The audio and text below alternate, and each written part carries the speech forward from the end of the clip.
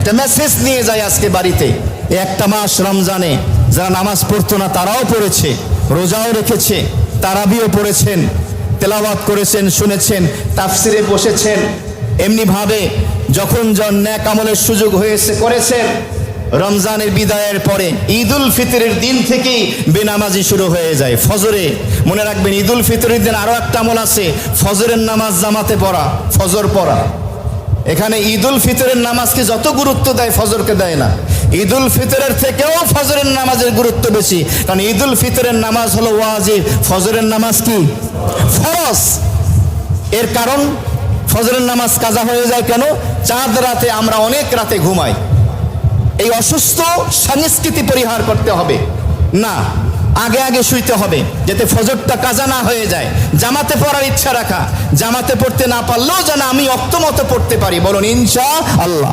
আরেকটি বিষয় হলো ঈদুল ফিতরের দিন যুবক যুবতীরা, কিশোর কিশোরীরা এভাবে ব্যান্ড পার্টি করেন, এরপরে তারা ছাদের ভিতরে গান বাজনার ব্যবস্থা করেন। এই অসুস্থ সংস্কৃতি থেকে বের হয়ে আসতে হবে, ইসলামী সুস্থ সংস্কৃতি লালন করতে হবে। রাজি আছি মুসলমান?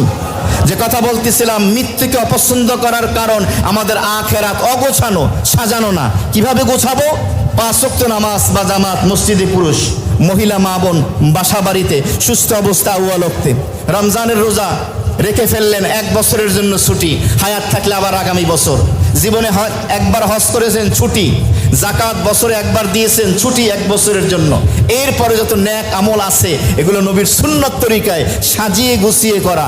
যখন আখিরাত সাজানো হবে, গোছানো হবে, পরিপাটি হবে, মৃত্যুর প্রতি মহব্বত ঢেলে দেবেন কে?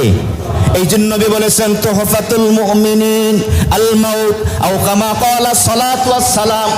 মুমিন বান্দা বান্দি নর নারীর জন্য আল্লাহ রাব্বুল আলামিনের পক্ষ থেকে সব থেকে বড় গিফট, সব থেকে বড় উপহার, সব থেকে বড় উপঢৌকন হলো মৃত্যু। কেন? মৃত্যু নামক দেয়ালটা যখন ভেঙে যায়, বান্দার সাথে মাওলার সাক্ষাৎ হয়ে যায়। বলুন সুবহানাল্লাহ। শাহাদাতের তামান্না হৃদয়ে ধারণ করে কালেমার সাথে আমাদেরকে আল্লাহ একদিন বিদায় নেওয়ার তৌফিক দান করেন। ওয়া